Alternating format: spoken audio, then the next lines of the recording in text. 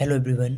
आज हम लोग स्टार्ट करेंगे सॉल्यूशन चैप्टर्स के क्लास 12 के सारे एग्जांपल्स। ठीक है, तो सबसे पहले फर्स्ट एग्जांपल की बात करते हैं। इसमें एग्जांपल फर्स्ट क्या कह रहा है, देखो, calculate the mole fraction.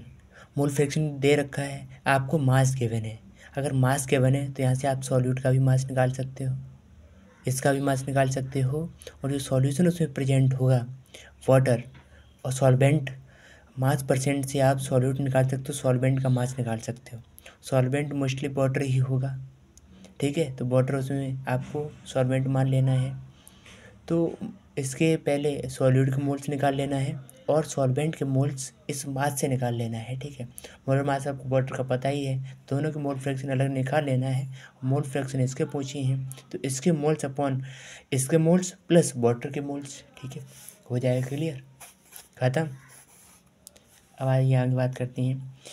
To example क्या कह रहा है, calculate the molarity of A solution. Molarity पूछी है, मोलरिटी पूछी है, इसका मतलब क्या है, मोल्स ऑफ सॉल्यूट निकालने। इसका मोलर मास आपको पता है कितना होता है, 40। तो इससे आप क्या निकाल लेना, मोल्स। आपको 450 ml है ना, तो ml है, इसको लीटर में कन्वर्ट कर लो, क्योंकि मोलरिटी क्या होती है, मोल्स ऑफ सॉल्यूट पर लीटर ऑफ सॉल्यूशन। तो यहाँ से आप मोलरिटी निकाल लोगे, मोल्स निकल आए, मोलरिटी निकाल लो, खत्म। आगे बढ़ते हैं। एग्जाम्पल नंबर थर्ड क्या कह रहा है, कैलकुलेट द मोलरिटी। अब मोलरिटी पूछा है, मोलरिटी के लिए मुझे क्या चाहिए, सॉलिड के मोल्स और जो सॉल्वेंट प्रेजेंट है उसका मास। तो यहाँ तो देखो सॉल्वेंट 75 ग्राम है, इसको केजी में कन्वर्ट करिएगा, और मोलरिटी इसको मोल्स में कन्वर्ट करिएगा। इसका मोल्स आप मोलर मास को पता है कितना होता है, 60 ग्राम। यहाँ से मोल्स निकालो, ये आपको पता ही है, इसको केजी में कन्वर्ट करो, मोल्स निकाल, मोलरिटी निकल आएगा, दैट्स इट। देखो ये एग्जाम्पल क्या कह रहा है, एग्जाम्पल 4, नाइट्रोजन गैस आपको दे रखी है। तो नाइट्रोजन गैस इसमें एस टेम्परेचर पर बबल बना रही है। तो क्या पूछा है, मिली मोल्स बताइए नाइट्रोजन की, कि इसको डिसॉल्व करें इतने लीटर में। वाटर का भी मास दे रखा है, ठीक है। Assume that N2 exert a partial pressure, और N2 कितना पार्शियल प्रेशर लगा रही है, इतना, और हेनरीज लॉ इतना है। मुझे पता है जो पार्शियल प्रेशर होता है वो KH इंटू मोल फ्रैक्शन होता है। तो मोल फ्रैक्शन आपको पता लग जाए, पार्शियल प्रेशर अपॉन KH कर देंगे, मोल फ्रैक्शन आ जाएगा। मोल फ्रैक्शन आ जाएगा तो उसके नाइट्रोजन के मोल्स भी पता लगा सकते हो, ठीक है। तो आपको क्या करना है, वाटर के मोल्स आपको पता होना चाहिए, 1 लीटर में इतने मोल्स होते हैं, 55.5 इतने उसके मोल्स होती हैं। तो यहाँ से मोल फ्रैक्शन नाइट्रोजन का इतना है, हमने इससे निकाल लिया, ठीक है, इससे निकाल लिया, तो यहाँ से मोल्स उसके पता लग जाएंगे, ठीक है। तो मोल्स पता लग जाएंगे, बस यही करना है, खत्म एग्जाम्पल। नेक्स्ट एग्जाम्पल बात कर, देखो एग्जाम्पल 5 एग्जाम्पल क्या कह रहा है, वेपर प्रेशर। आपको वेपर प्रेशर, इस कंपोनेंट का भी वेपर प्रेशर पता है, दूसरे कंपोनेंट का भी वेपर प्रेशर पता है, ठीक है, और दूसरे का भी आपको वेपर प्रेशर पता है, फर्स्ट का भी पता है। तो ये किनकी प्योर वेपर प्रेशर पता लग गया आपको, और प्योर वेपर प्रेशर पता लग गए तो आपको मोल फ्रैक्शन लगाने की ज़रूरत है, बस। तो calculate the vapour pressure of the solution. आपको ये देखो दे रखा है 25.5 gram of component A, 40 gram of component B, ठीक है, उसी टेम्परेचर पर। तो mole fraction of each component in vapour phase में भी निकाल लें। तो यहाँ से पहले मोल निकाल लो, इतना दे रखा है, इतना मोलर मास, इतना दे रखा है, इतना मोलर मास। तो यहाँ से मोल दोनों के अलग अलग निकाल लिए, दोनों के मोल्स अलग अलग निकाल लिए हैं, या दोनों को मोल, एक का मोल फ्रैक्शन निकाल लो, हो जाएगा तब भी। दोनों के आपको ने मोल्स निकाल लिए हैं, तो किसी एक का यूज कर लो, ठीक है, किसी एक का यूज करके आपको, या आप सीधा लगा लो, P टोटल क्या हो जाएगा, P0 1 into X1 plus P0 2X2। तो यहाँ से भी आपका आ जाएगा, ठीक है। दोनों के मोल फ्रैक्शन पता करने, बस एक का मोल फ्रैक्शन पता करो, आ जाएगा, ठीक है। तो ये आ जाएगा आपको टोटल प्रेशर। अब क्या निकालना है, यूजिंग रिलेशन आपको निकालना है पार्शियल प्रेशर, इसकी वैल्यू निकालनी है, ठीक है। तो पार्शियल प्रेशर ये होता है, तो पार्शियल प्रेशर क्या कह रहा है, आपको P0 1 पता होना चाहिए, 415 है, तो मोल फ्रैक्शन उसके, तो पार्शियल प्रेशर आ जाएगा P1, ये होता है हमारा P1, और ये हमारा है P2 पार्शियल प्रेशर, ठीक है। तो पार्शियल प्रेशर दोनों के आ जाएंगे। अब क्या करना है, आपको मोल फ्रैक्शन निकालना इन वेपर फेस में। वेपर फेस में मोल फ्रैक्शन कैसे आएंगे, तो आपको क्या करना है, आप जानते हैं जो P पार्शियल प्रेशर होता है वो वेपर फेस में और इनटू P टोटल। तो यहाँ से टोटल आपको पता है यही होता है टोटल और इसका कर देना है पार्शियल प्रेशर और टोटल से डिवाइड कर देना, आपको मोल फ्रैक्शन आ जाएंगे। मोल फ्रैक्शन वेपर फेस आपको दोनों पता लग जाएंगे। Example number 2 clear. Example number 6 ये कह रहा है आपको vapour pressure of pure benzene, आपको बेंजीन का जो सर्टेन ठीक है, तो बेंजीन आपका यहाँ क्या है, सॉल्वेंट है, तो सॉल्वेंट का आपको P1 नॉट गिवन है, ठीक है। और फिर क्या कह रहा है, कुछ एक सॉल्यूट नॉन वोलेटाइल उसको एडरेज कर दिया, उसको उसमें डिसॉल्व कर दिया, फिर क्या हुआ, उसका मास इतना है, उसको इतना डिसॉल्व कर दिया इतनी ग्राम ऑफ बेंजीन में, ठीक है। तो vapour pressure of the solution अब कितना हो जाएगा, ये भी दे रखा है, वेपर प्रेशर ऑफ सॉल्यूशन फिर इतना हो जाएगा। पहले वेपर प्रेशर इतना था सॉल्वेंट का, फिर उसको हमने मिला दिया, फिर सॉल्यूशन का इतना बचा, है ना। तो आपको P01 की वैल्यू गिवन है, P की भी गिवन है, सॉल्यूशन का ये वेपर प्रेशर है, तो आपको मोल निकालने हैं, ये वाला सिंपल, ठीक है। तो इसमें क्या करना है आपको, देखो इसके मोल्स आपको पता है, ये लगाना फॉर्मूला, ये भी पता है, प्योर सॉल्वेंट का ये भी पता है, और प्रेशर ऑफ सॉल्यूशन का भी दे रखा है वेपर प्रेशर, ठीक है। तो मोल फ्रैक्शन सॉल्यूट के, तो सॉल्यूट का आपको मोल से निकाल लेने हैं। तो आपको इसका मास गिवन है, अपन मोलर मास करेंगे, तो मोलर मास करेंगे, मोलर मास ही पूछा है, ठीक है। आपको दोनों सब वैल्यू गिवन है ना। N1 क्या है, सॉल्वेंट का देखो आपको मास भी गिवन है और मोलर मास भी गिवन है, तो यहाँ से आप सॉल्वेंट के मोल से निकाल लोगे, तो यहाँ से आप N2 निकाल लोगे, तो N2 निकल आएगा, तो यहाँ से मल्टीप्लाई कर देंगे इसका, तो उसका मोलर मास आ जाएगा। क्लियर, ख़त्म। देखो 80 ग्राम ये दे रखा है आपको, 80 ग्राम, तो देखो किसका क्वेश्चन है, केवी दे रखा है, इसका मतलब एलिवेशन का पॉइंट है, तो एलिवेशन में मुझे मोलैलिटी निकालनी है।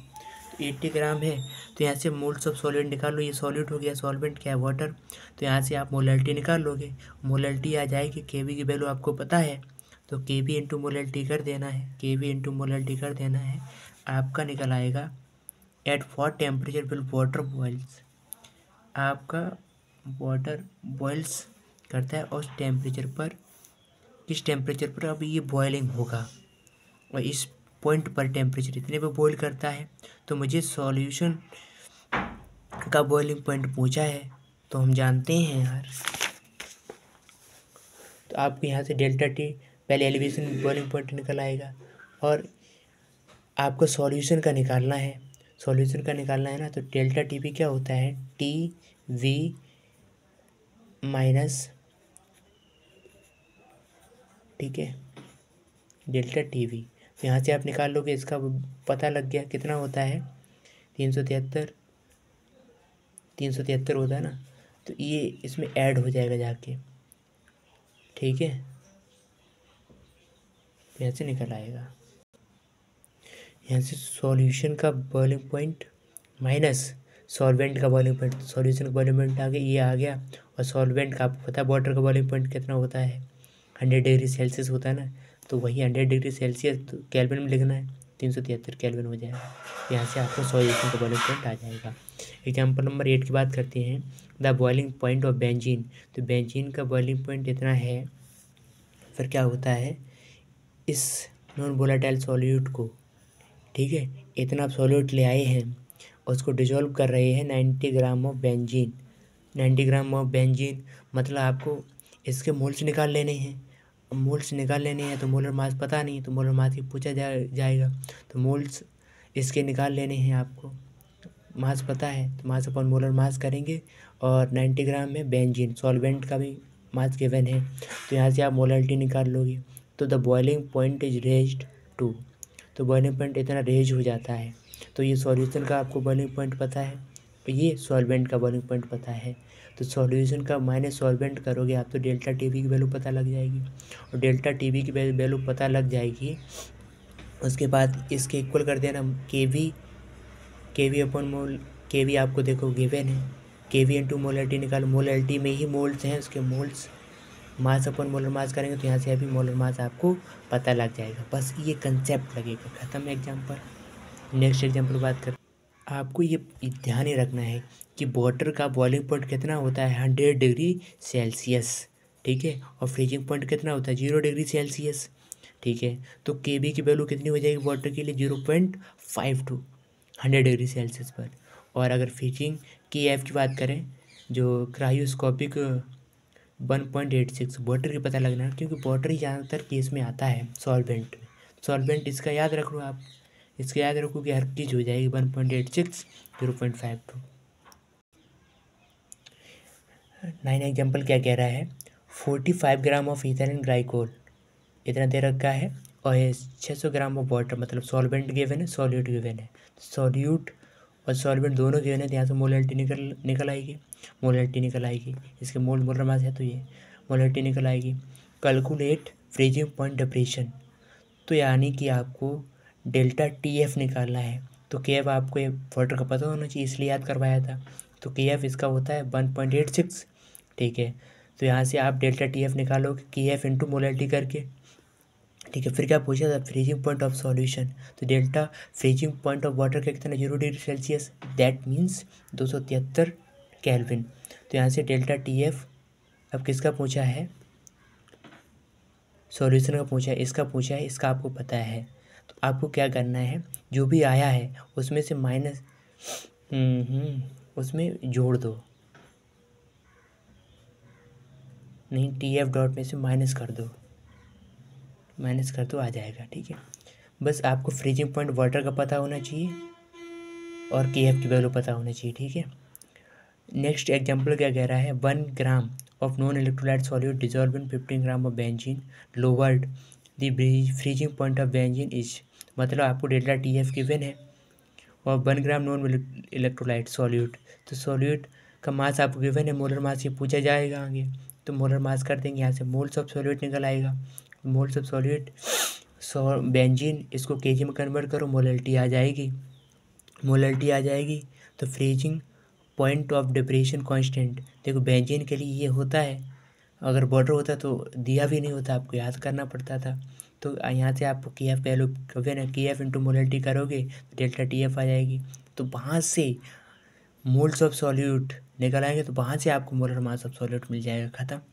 नेक्स्ट एग्जाम्पल की बात करते हैं। नेक्स्ट एग्जाम्पल क्या कह रहा है कि 200 सेंटीमीटर क्यूब, मतलब यहाँ से आपको ml पता लग गया, ठीक है। एन एक्वस ऑफ यहाँ से मास पता लग गया, कितना मास दे रखा है, तो सेंटीमीटर क्यूब। तो यहाँ से ये 200 ml होता है, 1 सेंटीमीटर क्यूब 1 ml के इक्वल होता है। एक्वस सॉल्यूशन ऑफ प्रोटीन, तो सॉल्यूशन का आपको वॉल्यूम गिवन है। प्रोटीन कंटेंस 1.6 ग्राम प्रोटीन है, ठीक है। इतना ग्राम प्रोटीन दे रखा है आपको। ऑस्मोटिक प्रेशर आपको पाई की वैल्यू गिवन है, पाई से रिप्रेजेंट करती हैं, कितनी है इतनी, ठीक है। तो कैलकुलेट द मोलर मास ये पूछे, क्योंकि इसीलिए देख रहे थे यहाँ से मोलर मास क्यों नहीं गिवन है। तो आपको सीधे क्या करना है, CR/T किसके इक्वल हो जाएगा आपके पाई, मतलब ऑस्मोटिक प्रेशर के इक्वल। तो यहाँ से आपको आर कांस्टेंट की वैल्यू पता है, टेम्परेचर आपको पता है 300 केल्विन, तो इसकी 0.083, गैस कांस्टेंट 3 वैल्यू होती हैं, तो केल्विन टेम्परेचर कंसेप्ट में यही चलेगी। तो आपको मोलैलिटी निकालना है, तो मोलैलिटी के लिए आपको वॉल्यूम पता है। अब मोल्स ये चाहिए, तो मोल्स आपको मास गिवन है, मोलर मास पूछा भी तो है, तो ऑस्मोटिक प्रेशर गिवन भी है 2.4, ये क्लियर हो जाएगा, ठीक है। नेक्स्ट एग्जाम्पल की बात करते हैं, एग्जाम्पल नंबर 12। तो एग्जाम्पल नंबर 12 क्या कह रहा है, देखो 2 ग्राम ऑफ बेंजोइक एसिड आपको गिवन है, मतलब ये सॉलिड हो जाएगा। किसको डिजोल्व कर रहे हैं, 25 ग्राम ऑफ बेंजीन, मतलब ये हमारा सॉल्वेंट हो गया, ठीक है। तो डिप्रेशन इन फ्रीजिंग पॉइंट, तो डेल्टा टी एफ आपको गिवन हो गया, डेल्टा टी एफ। तो मोलर डिप्रेशन कांस्टेंट, मतलब क्रायोस्कोपिक कांस्टेंट आपको गिवन है 4.9। ये तो यहाँ से आप क्या करोगे, यहाँ से निकल आएगा आपका इसका मोलर मास, नहीं कितना मास डिजोल्व कि यार उसको करने पर कितना मोलर मास आ रहा है। तो ये हमने निकाला है, तो ये हमारा थ्योरेटिकल हो गया ना, थ्योरेटिकल हो गया, एक्सपेरिमेंटल है।